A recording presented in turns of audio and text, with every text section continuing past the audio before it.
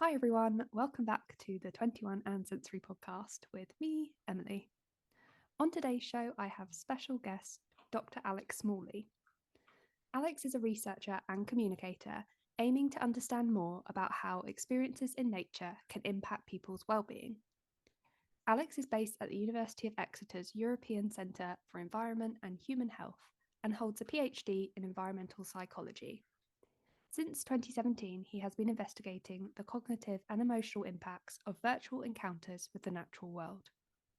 Most recently, he partnered with the BBC Natural History Unit and Audible to create The Healing Power of Nature, which was an immersive 8-part audio series written and narrated by Alex that introduces key concepts from the field of environmental psychology. Alex has also worked with the BBC on several research collabs, including the award-winning Radio 4 series Forest 404 and the cross-platform BBC Music initiative Soundscapes for Wellbeing. Alex also has a background in the physical sciences and science communication and has spent over a decade communicating complex concepts to a range of national and international audiences. So Alex, would you like to say hello? Well, Big intro. yeah, thank you. I mean, I think you've picked me up a bit there, but yeah, it's great. It's great to be chatting.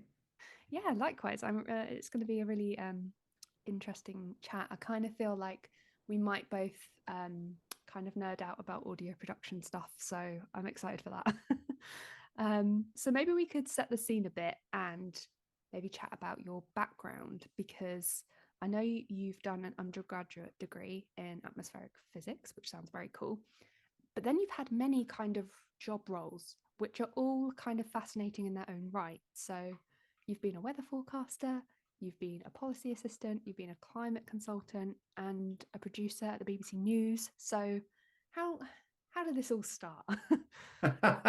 Yes, Big it's question, but it sounds like a real patchwork, doesn't it? And I guess that's how my career to date has been, is that it's been quite opportunistic. But I suppose the consistent thread has been nature and an underlying love for the natural world, but also a curiosity about how it works and how it impacts us. And it's easy to look back on hindsight, isn't it, and kind of say, oh, well, there was some sort of overarching guiding force here. But actually, as a kid, I was very lucky that I grew up in a fairly rural part of Norfolk in the east of England and spent a lot of time, either in the fields near our house or at the beach. And so developed a connection to the natural world, even though I wouldn't have called it that at the time or really been aware of it. Nature had always been part of my life. And yet I think I was always quite inquisitive as well. And so that was where trying to understand almost the physics that governed the things that I was really interested in, which were the weather and the oceans. And I was sort of instantly fascinated by the fact that you could essentially, with quite a decent degree of accuracy, model the processes that that dictate the way that fluids move, and you could apply that to the atmosphere and the ocean, and hence end up with the kind of the incredible uh, tool that is weather forecasting. Um, but yeah, so that definitely led me through my undergraduate studies, that passion for the natural world and understanding it, and then entering the world of work. It was like, oh, okay, well, I need to kind of apply this in ways which suddenly feel very regimented. And so yeah, my working as a trainee weather forecaster in Australia was really eye-opening, actually, into a job that I perhaps didn't want to do, a job that became, very much based on validating model output and felt quite formulaic. And so then when I returned to the UK and worked in London, working for DEFRA, working in private consultancy as a climate change consultant, were really interesting roles. But ultimately, I think they led me towards um, working at BBC News in the Weather Centre there as a producer. And actually that was where my passion for communicating science was allowed to really flourish, because I'd always been interested in that too. And I remember feeling like at university, um, just absolutely kind of beguiled by the intellect of our tutors and yet also staggered by their absolute inability to talk in layman's terms. And so that was Yeah. one of those, that was a nut I wanted to crack. I think a lot of the kind of sciences and stuff, people are put off by not being able to understand and it being just feeling so far-fetched because of all these like acronyms, especially. You said like it kind of filtered you down into maybe kind of looking towards sort of academia and research. Yeah, I think again, sort of returning to the opportunistic nature of the way that my career progressed. I think, I loved working at the BBC. I loved being able to work on stories that related to climate, related to weather, that tried to create, interesting narratives around the science that related to the natural world as we experienced it day to day. Um, but I really struggled to live in London.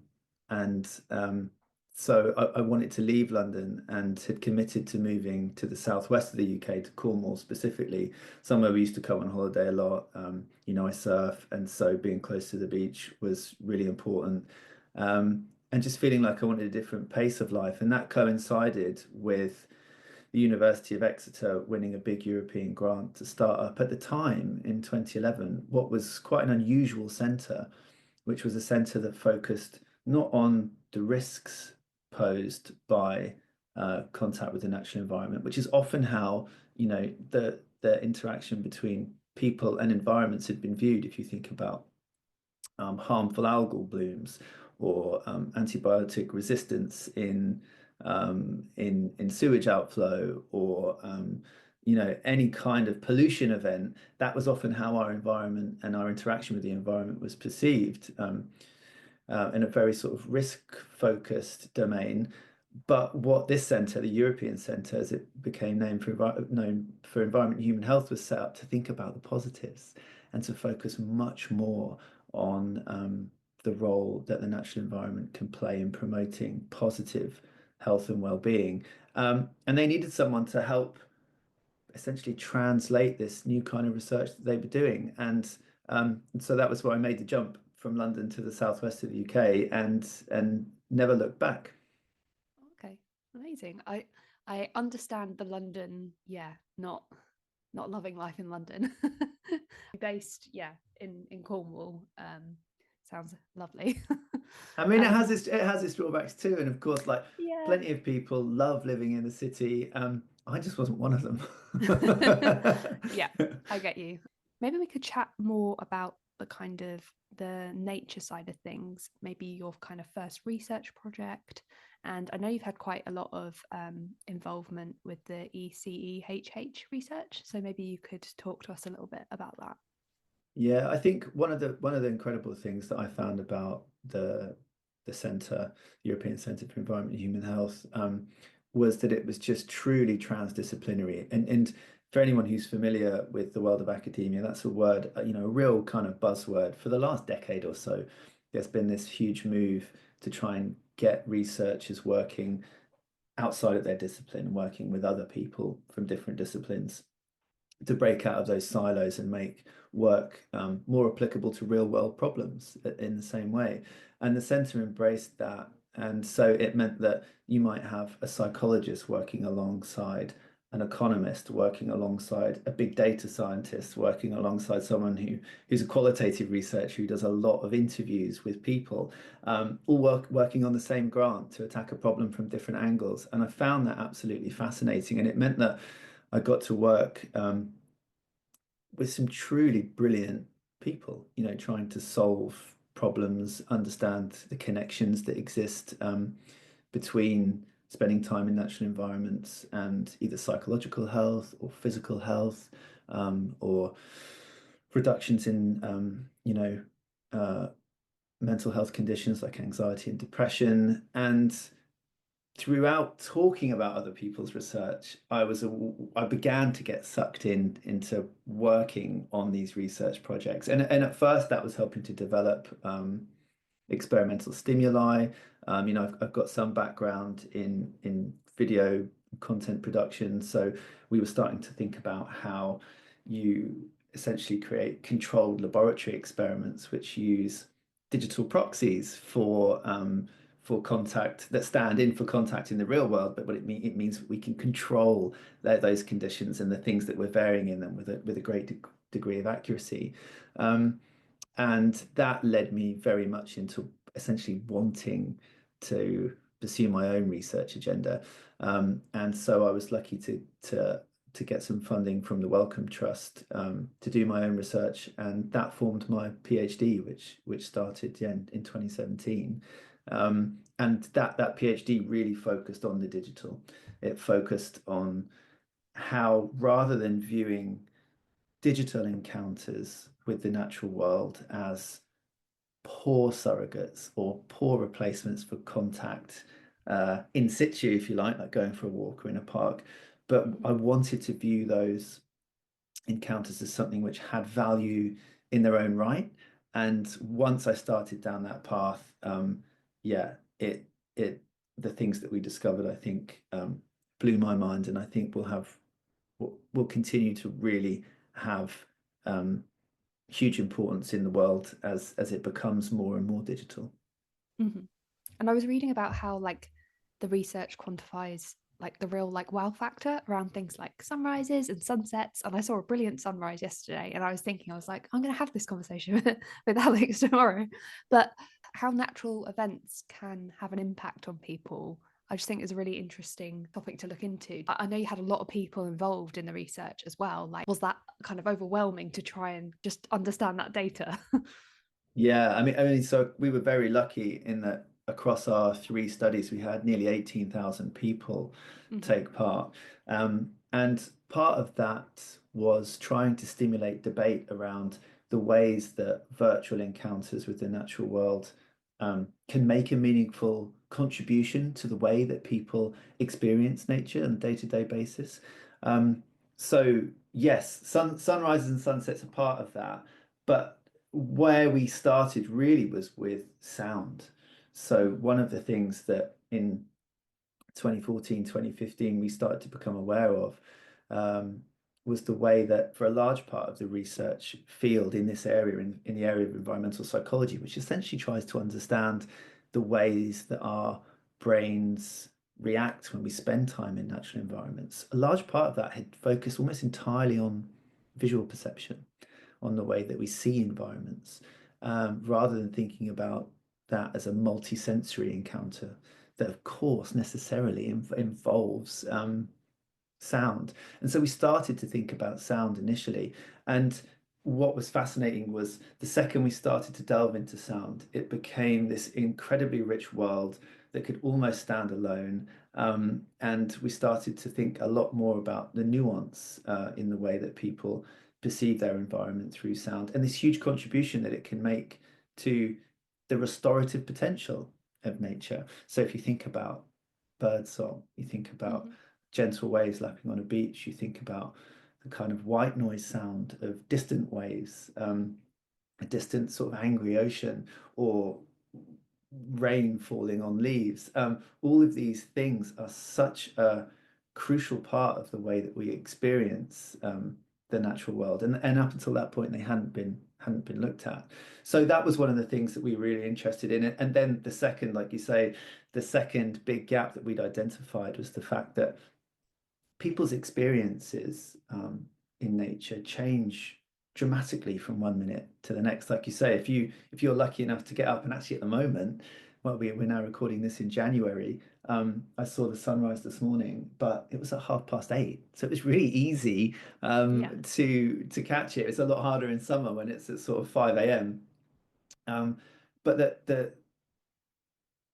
the environment that I'm in, very close to the beach, looks very different at 8:30 at sunrise to how it looks now. You know, it's a beautiful day today. It's blue skies, and it will look very different in another 5 hours when the sun sets. And so we wanted to capture and understand the way that those changes, all that can happen within a single day, um, can influence the way that people feel about an environment, their attachment to that environment, the memories that they make of these spaces and places. And we found exactly that. We found that people find sunrise and sunset particularly awe-inspiring.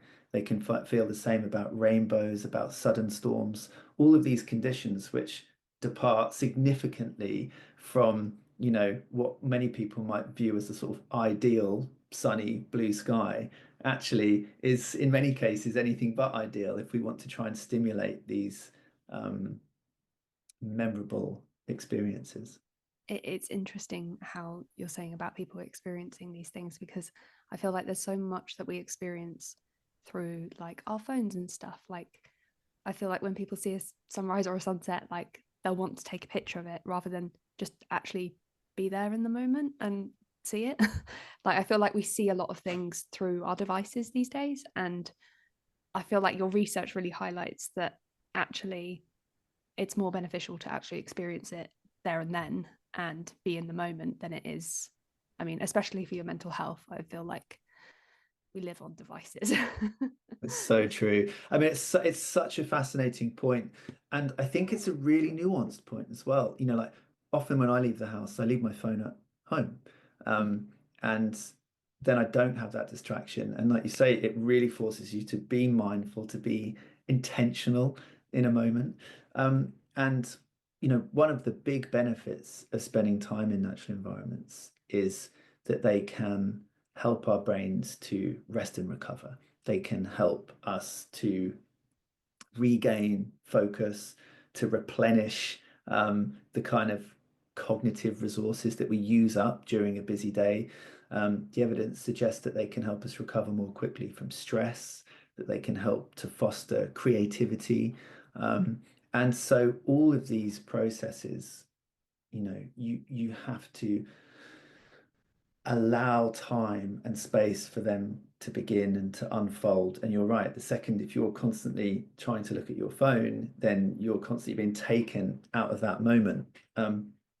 However, I actually feel that one of the things that I was hoping we'd actually get onto, so it's a perfect segue, is that our lives now are so entangled with the digital and with these worlds that in many cases it's often not a clear boundary to understand where our, say, unfettered experience with the natural world begins and how that overlaps with our digital experience. And one of the examples that I always like to use is the way that people kind of get their nature fix, when they can't get outside through digital means all the time. And that doesn't have to be as sort of niche or unusual as people listening to, say, bird song on an app through their phone if they're feeling a bit stressed out.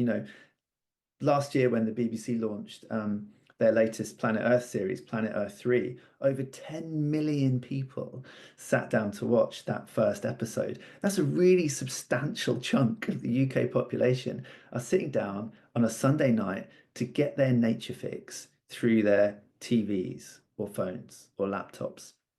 Now, that doesn't mean that that experience is replacing their experience out in the natural world. Actually, what it means is it's kind of topping up for a lot of people their contact with nature when they can't get outside. It's providing them with an insight into worlds that they wouldn't ever see. It's very unlikely I'm ever going to see a lynx in the wild, but through these kind of programs, I've got a really good idea of what that looks like and how they behave, and I value that species now, even though I'm unlikely to ever encounter it. And so one of the things we've been really interested in over the years is how, rather than sort of acting as a replacement for nature, say, how digital forms of nature and these digital interactions can actually augment and in some cases kind of boost them. And I think that's what's really fascinating. I often use, there's two examples that I use. One's an old one and one's a really recent one. The old one relates to sound, as we were talking about earlier, that in the sort of 60s and 70s, people had never really heard the sounds of humpback whales before. So whale song, most people, and a lot of people listening to this would be familiar with whale song, that kind of like haunting, like long echoes of sound Yeah. that are quite incredible. And yet in the 60s and 70s, almost no one had heard them. And it wasn't until a couple of researchers, Roger and Katie Payne, stumbled across some recordings and they were US Navy recordings from hydrophones, and Oh, they heard these sounds and were like, "Oh my goodness!" Then this was during the time when it was apparent that we'd completely decimated global whale stocks. Um, and so when they recorded these songs of the humpback whale, and when they released them, they gave people an insight into a species we knew very little about, which was on the brink of extinction. And we could only really experience that through digital means. Like even if you put me in a scuba suit and put me underwater to try and listen to humpback whales, there's a really good chance that one, I won't hear them, but two, my ears don't work very well underwater.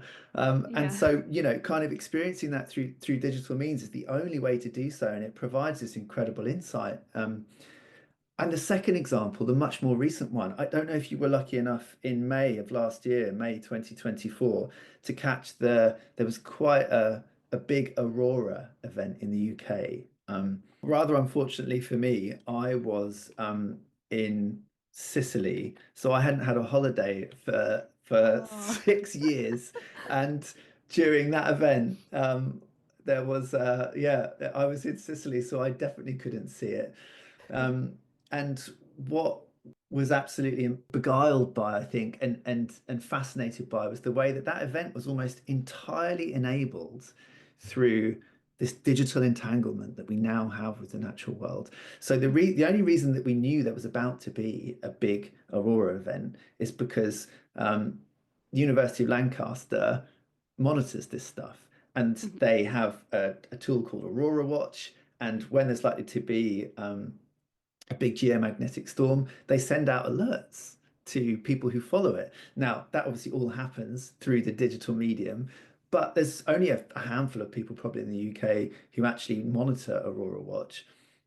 So this group of sort of aficionados, they run outside because they know there's going to be a big, huge aurora taking place overhead, and they photograph it. They immediately post those photographs on Instagram. So then suddenly lots of people who don't even know you're able to see the aurora in the UK, let alone know that one's happening over their heads at midnight, Mm. suddenly get all of these pictures popping up in their feeds. So they all then run outside. When they run outside to look at the aurora, a lot of the time, like you say, it's quite faint. It's not as you would expect to see it. You can't make it out. But all of a sudden, you hold up your phone, and most of us have these incredible low light cameras in our pockets, in our iPhones or our Android Yeah. phones. And then you hold up Everyone your was like, night mode, go on night mode. yes, Like, yeah, yeah, right. that's the best way. So then all of a sudden you have this extra sensory insight into this event which is happening above your head, which your eyes can't really properly resolve. And then, of course, what you do is you take those photos, you share them on social media, you talk about them the next day, you're able to relive them the next day because they live on this digital device in your phone. So I think what the point that I'm making with both of those two examples is that we kind of denigrate, we give the digital a hard time at our peril Mm. because one, our lives not only sort of exist through this technology now, but it also provides this fantastic way to experience nature in a completely different guise, and in a way which a lot of the time, if we rewind 50 years, no one would have known there was an aurora happening over their heads at midnight. Everyone would have been in bed, and no, everyone would have missed it. There'd have been a handful of people in the north of England who were out at night who would have seen it, and that had kind of been the end of it. So I think, what we have to try and not to do is set up a binary between the real and the digital, because actually what the boundaries there are blurred, and in many cases that's not a bad thing. Yeah. And I also forget, like, during the pandemic, there was so much that we kind of gained through the digital sort of way of accessing things. So things like I would go on YouTube and watch like walking tours in like Tokyo and stuff. And I forget how, the impact that had on me and how nice it was to just kind of, I guess it's a form of like escapism, really, in that, that was really kind of benefiting me as a kind of escape to somewhere else for a little bit. Okay, I can't go there, a bit like you saying, can't just go and listen to whales, but it was that form of escapism. And I can see like how that would work in terms of like planet Earth as well, and just switch off in a kind of way. And I feel like nature really allows you to do that. and Yeah. has a calming impact as well. Absolutely. And that's what all of the research suggests. And I think that was one of the things that occurred to me before I started my PhD, especially having worked with a lot of researchers for a few years in the field, was that there was this gap in laboratory studies. What we were tending to do was use closely controlled digital conditions. So it might be that in the lab, people are watching a carefully produced video of the natural world, or they're listening to the soundscape of the natural world, and we vary elements of that depending on what we're interested in understanding people respond to.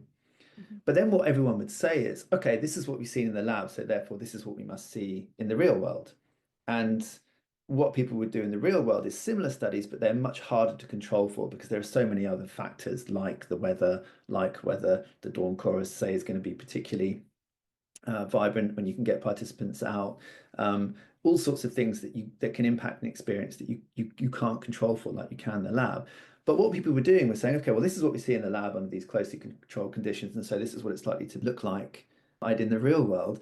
And what wasn't happening was people were saying, well, hang on a second, we're seeing this in the lab through digital means. How about we try and harness that for when people can't be outside? Let's use the digital means as the method of contact in its own, in its own right. And that's the thing that I've been increasingly interested in, particularly because so many of us can't get outside when we want to. I mean, winter, particularly in northern latitudes, is such a good example of that. I kind of sit down for work at about 9 or 9:30. Sunrise isn't until 8:30. And by the time I'm up and I've done my bits and bobs and, made a coffee and I'm sat down, the sun's up, but I haven't had a chance to really go outside. And by the time I finish at 5, it's dark. So the opportunity for me to get my nature fix during the day is difficult. And yes, of course, I can go for a walk, but not always if the weather's really bad. And so, why not, if we're going to have to spend time indoors or in environments which might be quite clinical, say if I have to spend any time in a hospital or a care setting, why not try and bring the natural world into those spaces to try and trigger some of those cues, some of those clues that we know should lead to a cascade of mental and physical processes which are good for our mental health, that, like you say, that can help to calm us, can help to recover attention. And so we're increasingly trying to think about that and how we work with people who are putting that kind of evidence into practice. And I feel like that kind of really links in well with your work with the developers at Portal and the Portal app, because a bit like you saying, it's really hard to get your fix when, like me as well, like working a desk job all day, it really does limit when you can get out and about. And I feel like what the guys at Portal are doing is really interesting because you can work with this kind of soundscape in the background, or you can quite literally enter the portal and it's visual as well. Like, I've kind of talked about Portal before on the podcast, but maybe we can chat about kind of what it is and how you kind of got involved with it, because I feel like it's, especially for like a neurodivergent mind, it's very calming. I mean, I'm fascinated by the way that people use Portal, and not just Portal, how they use how they bring nature into their routines through lots of different mechanisms. Yeah, and I think, as coming from the academic perspective, it was so incredible to meet a team of people who not just, sort of shared an ethos to try and get people experiencing nature in lots of different ways, but that we're actually trying to put the evidence that we are generating as academics in the field into practice, because you don't see very much of that, especially at the moment. And it's been fascinating. I think it's really interesting also, that you mentioned the neurodivergent angle. So I think the way that Portal, they initially sort of set the app up, was that their founder, Nick, was really burnt out, was working in London, didn't really have much of a connection to nature, wasn't something that he was thinking about, and went to New Zealand and had a couple of months out from the day job, went there, had never been before, went there to to relax, to recharge, and sort of discovered the healing power of the natural world. But Nick's an engineer by background. He's a coder. He spends a lot of time on a computer, and a lot of his colleagues and friends spend time in similar environments. And so Nick immediately started to think, well, how do I bring this to the people that I know that don't have this kind of connection to the natural world? How do I bring this to people who are stuck indoors? And that was where his idea to develop an app that could do that through these really immersive visuals, really immersive soundscapes came in. And when I discovered Portal a few years ago, and they'd actually reached out to me, and we started to chat, we realized that there was this big disconnect between this huge evidence base that shows the various ways that the natural world can impact mental health, and people actually putting it into practice, particularly through digital means in meeting people at the stressful parts of their day, like when you're at work. Um, and so we've worked over the last sort of year, 18 months, a lot more to try and put that evidence to practice in a way that makes sense for people. And what has emerged from their user base is this groundswell of people from the neurodivergent community, and with ADHD in particular, people coming and to Portal and saying, wow, like I kind of discovered you guys, and this is changing the way that I work. And what's really fascinating for me is that from the academic perspective, we don't know very much about what's going on there. So we've got a kind of handful of papers that have looked at links between ADHD and spending time in nature. They've mostly taken place in children rather than in adults, and they certainly haven't been studies which have run over a long period of time, and they've used a sort of scattershot of different measures. So we haven't got a great steer on what's going on there, and it's something we're really hoping to look at next, because it's fascinating. Yeah, and I think I can really obviously relate to that, being neurodivergent myself, and especially I find that I describe it as my like constant autistic inner monologue. So I can't shut my brain up, but if I listen to something, it can kind of replace that constant kind of overthinking things and kind of just a cycling mind, which I know a lot of people probably understand through kind of anxiety and depression and stuff. But I'm able to work better when I have that soundscape on and it's a consistent noise at a consistent volume. Like I just like having found Portal, because they obviously reached out to you. I reached out to them after finding the app and being like, oh my god, I love this. And yeah, I've just been trying to share it with as many people as possible, because it's definitely calming to a mind that always feels like it's busy and kind of burnt out feeling as well. I have a question for you on that.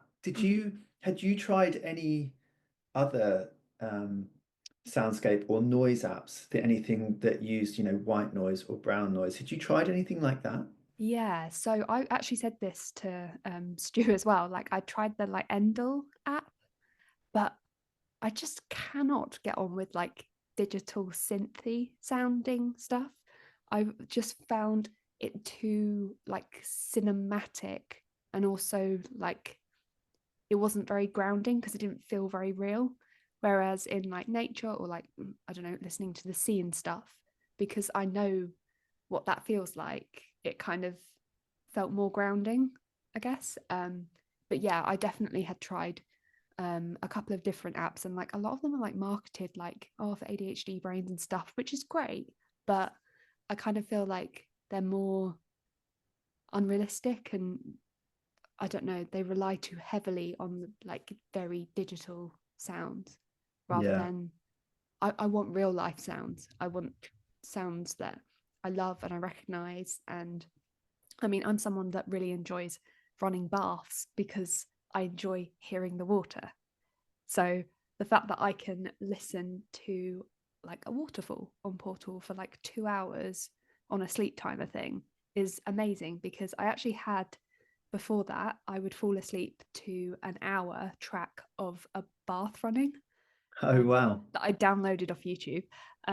So this kind of like replaces this in the best way in terms of quality, because I know that they go and record like all the different things, and reading their blogs about how they'll just be like sat out in a field for hours trying to record this stuff. Like, yeah, I just kind of feel like nature is the best is the best Yeah.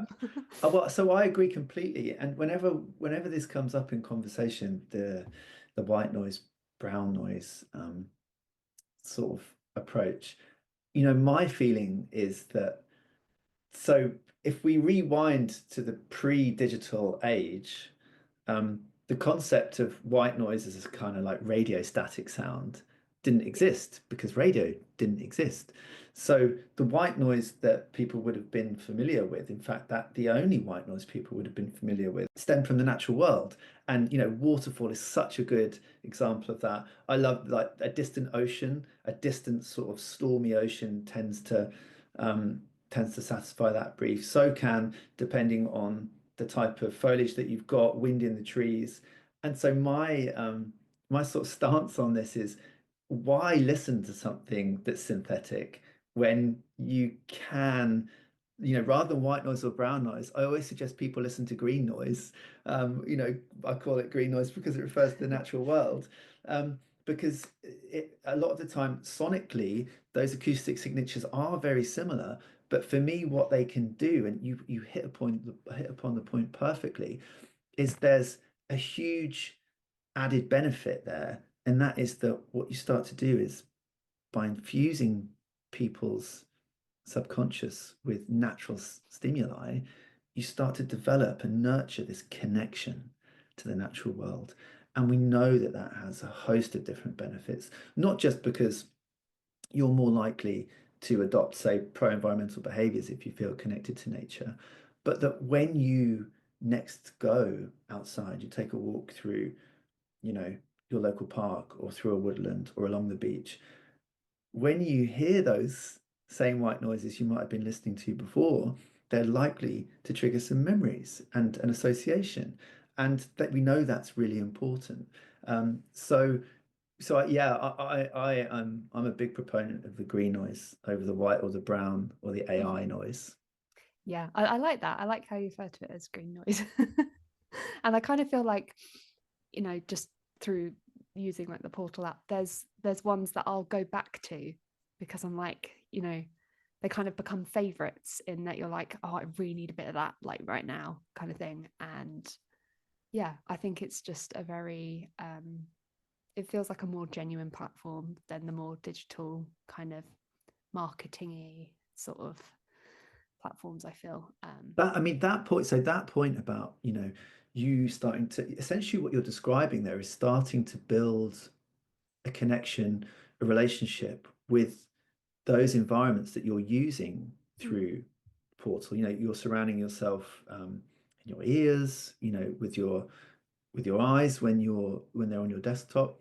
And there's several examples in the academic literature that show how important building memories of a natural environment are, um, for when you then re-experience that environment, or when you're thinking about, an experience of the natural world, that if you have positive memories there, it's much more likely to stimulate positive emotions later on. Mm-hmm.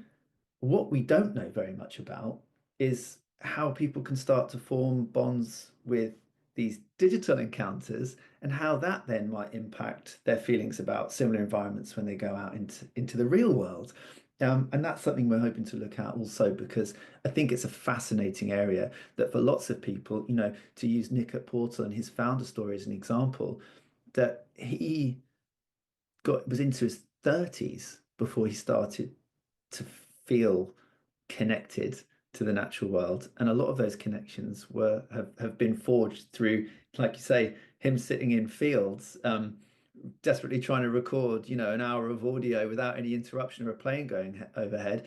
But they've then been cemented when he's editing those sounds and he's listening to them almost in sort of like hyper definition, because the way that field mics work now, it's just incredible when you listen to it back, or when you're listening to it at the time, if you're monitoring it through headphones. It's like you've got a it's like a superpower. It's like a level of hearing that you can't normally experience. And so, Nick has definitely developed, I think he won't mind me saying this, a relationship with these places that goes way deeper than the sort of hour he actually spent there in person. And that, Yeah. I think, is that for me is again another example of how the digital can augment and enhance our experience with nature. I mean, I would say also here, whilst I'm a proponent for for surrounding ourselves with the natural world, but however we can, Mm. and very much so by digital means too. I think, like I said earlier, I also love to just leave my phone at home. If my partner and I often spend time away in the van, um, in sort of weird and remote bits of West Cornwall, and my phone will be off for 3 days. Like it's a real return to nature. So I think that's really important too. Also, like you just saying that reminds me more and more that you just hear lots of people going on um digital like retreats and things like that, like people intentionally booking a cabin in the woods where you lock your phone away kind of thing, and that is now seen as like kind of the way to switch off and do a holiday, which I think is great, but it's almost kind of sad at the same time that that's kind of become the norm sort of thing. Like we should just be able to, a bit like just decide, I'm with someone, like it's fine to leave my phone at home kind of thing. Whereas I Yeah. feel like they're constantly glued to us, these devices, because we kind of feel a bit lost if they're not on us. So Yeah, yeah. I mean, my feeling about that, I mean, it's a really good point. And my feeling about that, I was reading something, I think it was from Mind, the UK's mental health charity this week, that put it really nicely, where they said that mental health is just like physical health. Everyone has it, and everyone needs to look after it. And that kind of digital detox holiday, if you like, imagine if you only went for a walk or a run, um, or did some form of exercise for one weekend a year. Like that wouldn't make a lot of sense for your overall physical health. And I think for our mental health and for that kind of digital detachment, it's exactly the same. If you can make space every day to go for a walk and leave your phone at home. And actually, it's really important to have that distance from it, to actually leave it at home. If you feel like it's safe to do so, or Yeah. if you're with a friend, there's obviously caveats to that. But if it's in your pocket, you will pull it out, even if it's on airplane mode. Everyone has a perspective, don't they? And I Yeah. think, I was a child of the 80s. I'm in my 40s now, and so I grew up without any of these distractions. We didn't get the internet at home until I was 15. I didn't have a phone until I was 21. These kind of things are easy for me to relate to, I think, because I grew up without them. Um, Mm-hmm. but I do feel like it very much puts you in the moment a bit more if you can have those brief detachments each day. Mm-hmm. I mean, I grew up in the 90s, and both me and my sister say, how lucky we were to be coming in on the tail end of kind of, you know, reading books, all day, every day. Like, that was just how that was entertainment kind of thing. Like, and then the kind of dial up internet onwards sort of thing. So even, me and my sister having grown up in like mid 90s onwards, like we're so glad that we grew up in like that time, because nowadays, and she's a teacher and sees it, they're just, the devices are everything to these children, and having to unglue them from them is very interesting. So I think the way that kind of when you've grown up, it has so much of a kind of impact. I have a colleague at the University of Exeter, a researcher called Jack Reed, and he's done some fascinating work with children who've grown up very much in that digital age, and they've grown up playing Minecraft. They've grown up with Instagram always being a thing. These Mm. kind of things that if you're 10, 15 now, you've grown up in a world where social media is the default. That you can't imagine a world without it because you never knew one. Mm. And what's really fascinating about Jack's work, he talks about this concept of sort of post-digital, and it comes back to this idea of entanglement between the digital world and the natural world. That for kids who've grown up, you know, since 2010, they are so used to operating in both virtual and real spaces that they don't really see a distinction between the two anymore. And he's got this wonderful anecdote of kids who were on a sort of wilderness retreat, and they go out to forage wood for a fire, and the outdoor educator shows them how to light a fire using kind of like dried bits of moss and flint. And the whole time that they're lighting this fire, they're remarking on the fact that this is how they'd do it in Minecraft, and this is the kind of tools they'd use, and this is how they'd forage, and that they know about different types of trees and different types of animals because they've learned it all in Minecraft. So when they're then in the real world, they're seeing it all, but it's not like they're seeing it all for the first time in their eyes, because they've kind of had an experience of it before. And Jack, in one of his most recent papers, talks a lot about how for those children, their experience, like in this wilderness setting, they were allowed to have their phones, and they wanted to record it on Instagram or Snapchat. They wanted to live feed it to their families who were at home. They wanted to take photos so that they could reflect and have memories of it later and show people at home. And so for those that, for that generation, the separation that some of us as we get older used to have doesn't almost make sense for them. And so it's a really, I think it's a really interesting discussion.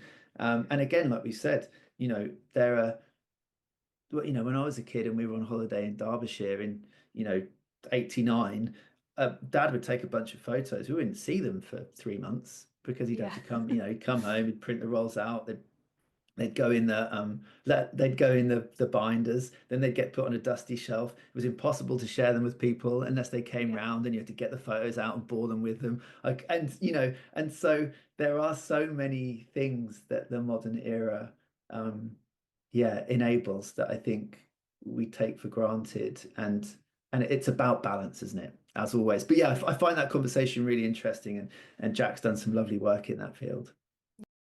Been doing like lots of different kind of research projects and things like that, but I know that you also kind of teach at the university, and as you've said, you're kind of a scientific content producer, which I love that term. How do you juggle all of these things that you are interested in? Well, my teaching commitments luckily are very minimal, and I haven't really taught anything for a couple of years. Yeah, like you say, I used to teach science communication to both undergraduate and master students each year, but I've managed to get out of that the last couple of years, which has been great because it's freed up more time. But yeah, and the sort of my continuing interest in communicating science, I also try and maintain. And I think I've always enjoyed having I suppose like a a, a patchwork, a kaleidoscope of roles and incomes, therefore, as well, because it means that I don't get bored with any one thing. And but it can be difficult, like it's often can be really enjoyable jumping from one topic to another, but also sometimes it can be quite difficult to get immersed in it. And it's one of those things. I think, like lots of people listening, I really work well when I can find a sort of a sense of flow, a state of flow, and so I have to try and resist distraction, and yeah, trying to sort of practice what I preach a bit, trying to immerse myself with natural sounds can really help me. And that's one of the things. It's been really interesting, learning much more about the mechanisms that can take place both in our minds and bodies when we have these nature-based cues. One of the things that we talk about a lot is a kind of almost an emotional journey, and that will be different at very different parts of the day. So for example, in the morning, if I'm going to work on something, I often have quite a slow start in the morning. I kind of have to kick my brain into gear, and so the soundscapes that I might choose to listen to, or the music that I might pair with those natural soundscapes is very different in the morning when I want something that's gentle, maybe a dawn chorus slowly starting to get going, or the kind of gentle sound of a calm ocean or lake, paired with some sort of gentle ambient music. But then by the time I get into the afternoon and I start to hit a bit of flow and hit my stride, then I want to hunker down and I might put something kind of almost moody on it. Might be a rain, like a heavy rainstorm or a thunderstorm, and I might pair that with something a bit chuggier, some kind of chuggy drum and bass or something like that, some dub techno. And then I often tend to find my flow in the afternoon, and I might not move for a couple of hours, but they're the most productive couple of hours of the day. Yeah. But I also don't want to end the day just like that, I kind of need to come out of that. And so I'll intentionally, as I see the clock, ticking on, think about shifting gear and putting something a little gentler on, and something maybe again that kind of diurnally temporally makes sense, so that if it's getting, especially at this time of year, if it starts to get dark at 4:30, 5 o'clock, and I'm going to finish work around then, I'll start to put that almost evening chorus on with the blackbird starting to sing and things getting a bit calmer, and I'll change my music choice. And so there's definitely something there that I think is really important, almost kind of reflecting where your emotions are at any given moment and where you want to get them to, and trying Yeah. to almost guide them in that way. And nature's a brilliant way to do so.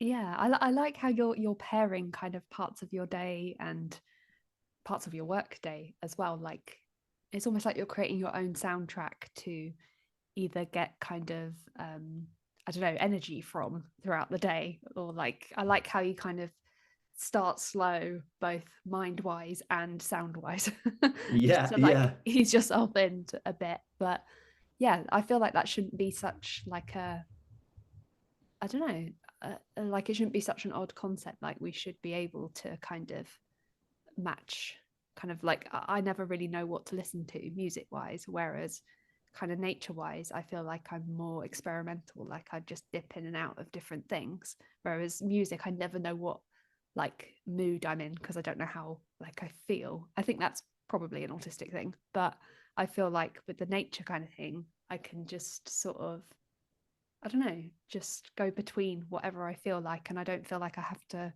like commit and listen to stuff like all the way through and things, because yeah. it's like a infinite loop sort of thing. I think a lot of people probably um, struggle with thinking about where their emotions are at any given moment and where they might want to get to. And we have this lovely tool in environmental psychology called, it's got a funny name. It's called Russell's circumplex of affect. And affect in psychology terms essentially means emotion. Okay. Well, roughly speaking. And so what that creates, we have two axes. So imagine a cross, um, with one axis pointing up, and on that vertical axis we talk about um, this concept of arousal, essentially how stimulated you feel. And if you're excited or stressed, you might feel highly stimulated, and if you're calm or bored, you might feel understimulated. And then on our horizontal, so the crosswise axis of that cross, we have what we call valence. And valence essentially means whether you feel kind of positive or negative. So you can feel happy, and that might be the positive end, or you can feel sad, and that might be the negative end. And so what that cross creates is these four quadrants. And at any one moment, if you think, oh, do I feel stimulated? And do I feel good? And if you do, you're likely to be excited, or you might be awe-inspired, um, or you might feel understimulated. You might feel kind of like you're not kind of vibrating on the chair, but Yeah. you might feel good about that. So you might still feel happy. So you might feel calm. You might feel serene. However, if you feel bad, are unhappy, but you also feel understimulated, you might feel bored. You might feel Yeah. discontented. And on the other end of the spectrum, if you feel, highly energized, but you don't feel good about it, you might feel stressed, you might feel anxious. That's a state I find myself in a lot. I've often got a lot of energy and it's not good. I feel worried, I feel anxious a lot of the time. I'm not sure why. And so what then we can try and do is think about, okay, what quadrant do I want to get to? And so if I've got a load of energy, but actually I'm kind of starting the day and I've got a lot to do, that energy could be really helpful. I just need to try and frame it a bit more positively. And so I often try and think about what sounds when I'm working, particularly natural sounds or music, are likely to do that. To sort of keep that energy if I need it and take me over to the other side, or if Yeah. I don't want that energy because it's the end of the day, to try and calm me down. Okay, like it's been a hectic day. Let's bring me down and let's de-energize, but I want to still feel good about it. Hmm. It's interesting that like reframing it like that, because you know to have that like pent up energy feeling is kind of horrible, and you're trying to kind of get out of it. But actually, if you can refocus it into a different kind of, I don't know, even like a different creative like outlet or something like that, that's still a good use of the energy. You're not just thinking like I've got to walk this out or something. Exactly. Yeah, right. Use it. Like it's yeah, quite. It's not always bad. Yeah. But I feel like that's been the theme. Like it's not, like the digital stuff, it's not always bad. Like it's trying to reframe everything. Um, I feel like I could talk to you for like another 2 or 3 hours about nature and soundscapes, etc. It's gone really quickly, but I just want to say thank you again for taking the time to chat to me. If anyone is interested in Alex's work, I recommend going to check out his website, which is virtual-nature.com. Really interesting to hear more about just your work and your research and your career path as well. It's fascinating. Yeah, thanks for listening, Emily. Thanks for having me on. It's been great.